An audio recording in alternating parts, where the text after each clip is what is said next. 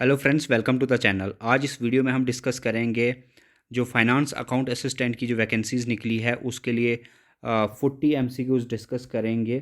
और ये एमसीक्यूज़ रहेंगे अकाउंटेंसी का जो टॉपिक है, introduction to financial accounting, first topic जो प्रीवियस सिलेबस में है। तो उसके 40 क्वेश्चंस डिस्कस करेंगे और इस वीडियो को स्टार्टिंग से एंड तक वॉच कीजिए। हम शॉर्ट पीरियड में ही 40 क्वेश्चंस को कंप्लीट करेंगे। और जिन लोगों ने ऑलरेडी पढ़ रखा हुआ है अकाउंटेंसी को अच्छे से, वो अपना स्कोर कमेंट बॉक्स में मेंशन कीजिए कितने 40 क्वेश्चन में से कितने आपके ठीक निकलते हैं। तो लेट्स बिगिन दिस वीडियो। सबसे पहले हमारे पास क्वेश्चन नंबर, और कमेंट बॉक्स में अपना स्कोर मेंशन करना ना भूलिए। सबसे पहले हमारा फर्स्ट क्वेश्चन है, ऑप्शन भी आपके सामने है, आप खुद भी रीड कर सकते हो। Financial accounting is mainly concerned with, तो फाइनेंशियल अकाउंटिंग किससे मैनली कंसर्न्ड है? तो इसका जो सही आंसर है, मैं सारे ऑप्शंस नहीं पढ़ूंगा। इसका सही answer option C, recording business transaction को रिकॉर्ड करता है। ये इसका right answer option C. Question number 2, the primary objective of financial accounting is to. Financial objective क्या है अकाउंटिंग करने का? जो प्राइमरी ऑब्जेक्टिव क्या है? तो इसका सही आंसर है option C, a certain profit और लॉस। ये चेक करना कि प्रॉफिट हो रहा है या लॉस हो रहा है।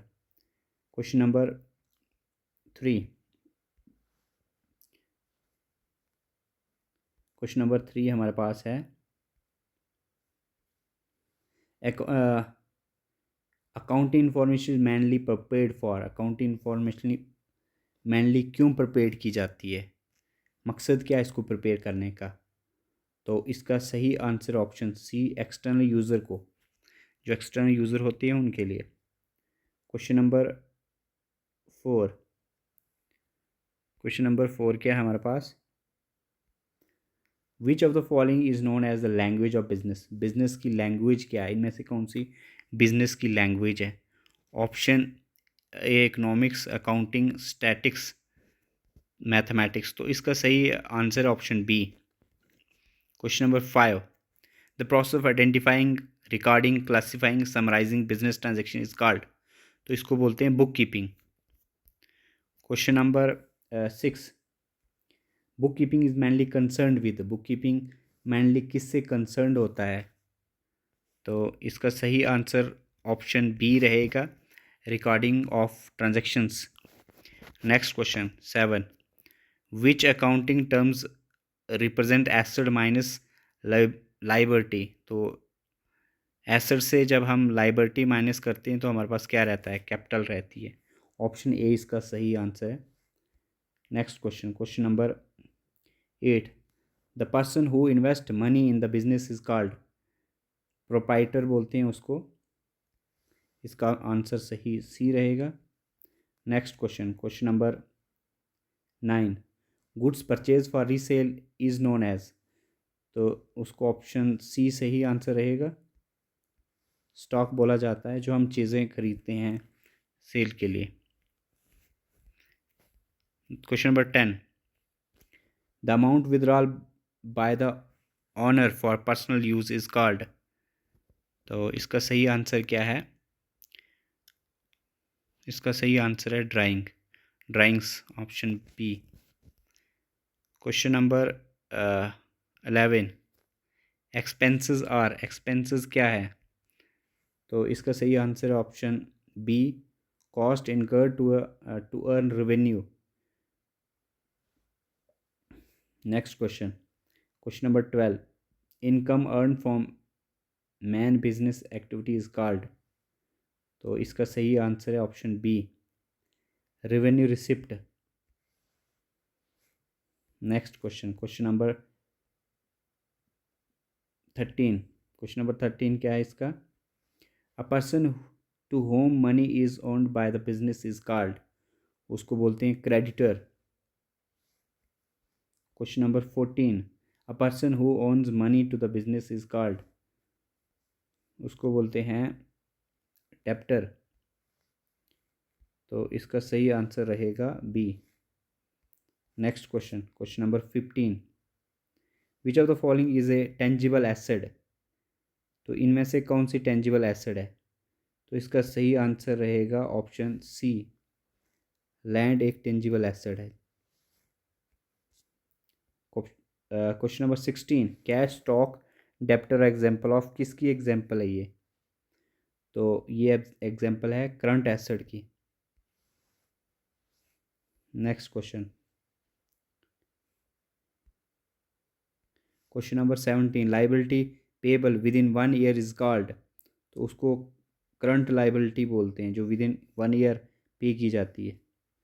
Which of the following is not a business transaction, में से कौन सी बिजनेस ट्रांजेक्शन नहीं है?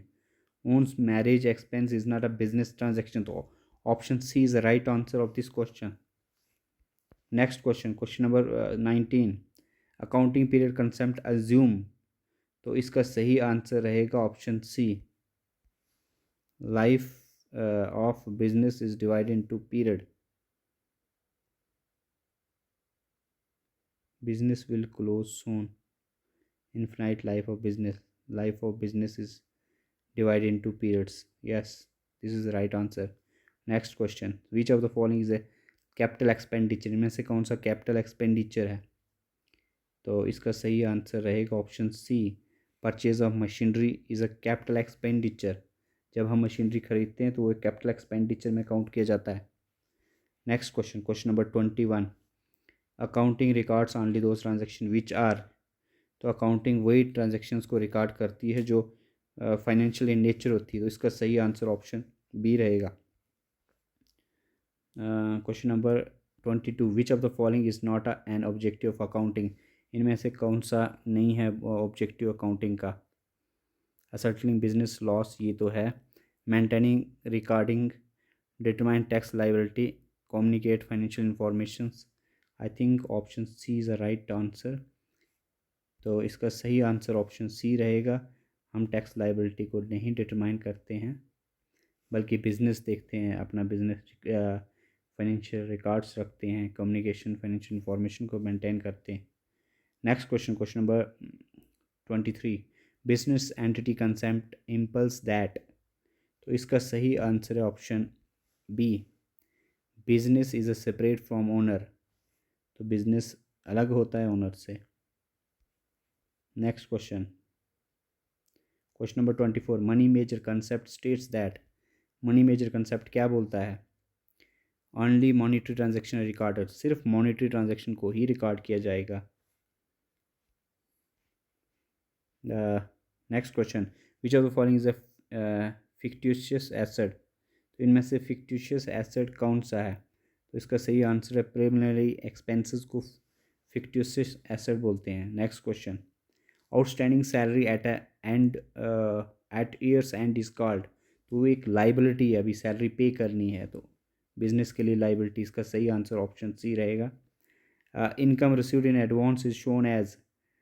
तो इनकम ये भी आई थिंक लाइबिलिटी है, लेट्स चेक।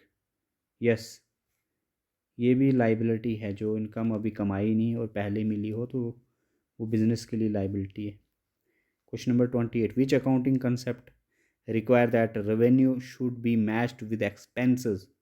तो इनमें से कौन सी आप अकाउंटिंग कंसेप्ट जो हैं जितने भी हैं उनको अच्छे से पढ़ लीजिए, जिन्होंने नहीं पढ़े हैं तो वो अच्छे से आंसर दे पाएगा। तो इसका मैचिंग कंसेप्ट इसका सही आंसर है, option C is the right answer of this question. Next question number 29, the concept which assume that business will continue for a long time is called. तो ये गोइंग कंसर्न होता है कि business जो है कंटिन्यू चल रहा है, तो ये एक कंसेप्ट है जिसको बोलते हैं गोइंग कंसर्न कंसेप्ट। तो ये बहुत सारे कंसेप्ट हैं, उनको अच्छे से रीड कर लीजिए। Depreciation is charge due to, depreciation is charge due to the passage of time and uses.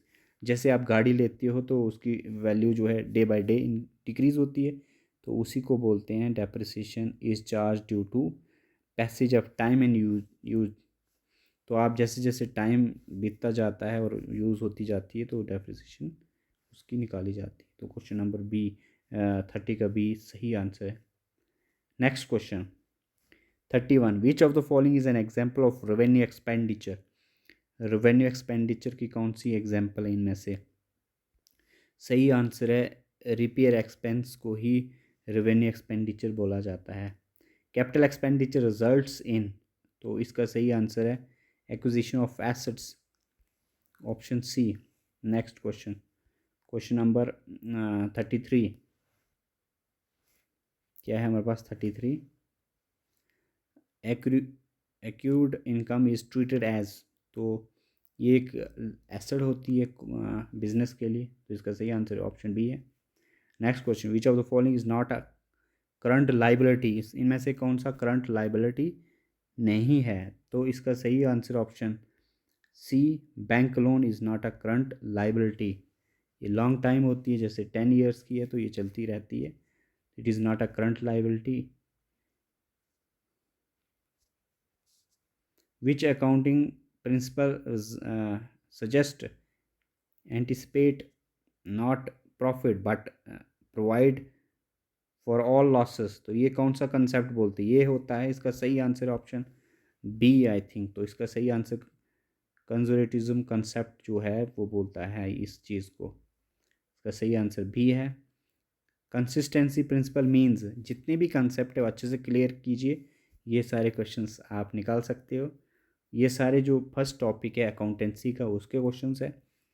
तो कंसिस्टेंसी प्रिंसिपल मीन्स, इसका सही answer option A, same accounting method should be followed every year, consistency maintain करनी, तो same method होना चाहिए हर साल accounting को maintain, record को अकाउंटेंसी मेंटेन करने के लिए। Next question, question number 37, revenue is recorded under which concept, revenue को किस कंसेप्ट के अकॉर्डिंग रिकॉर्ड किया जाता है। एक्यूरल कंसेप्ट, एक्यूरल कंसेप्ट को भी एक अच्छे से पढ़ लीजिए।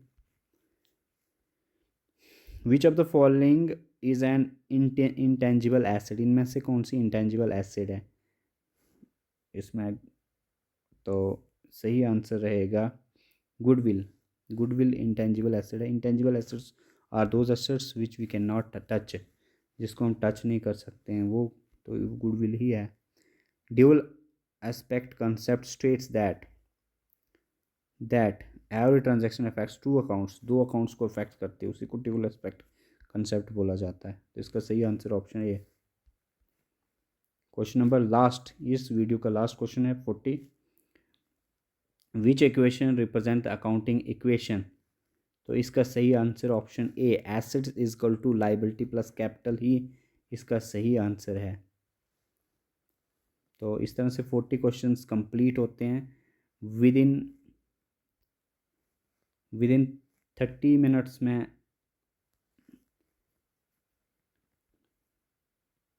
कंप्लीट होते हैं। प्लीज़ वीडियो को लाइक कीजिए और शेयर कीजिए ताकि मैं नेक्स्ट वीडियो ले के आऊँ। Thank you.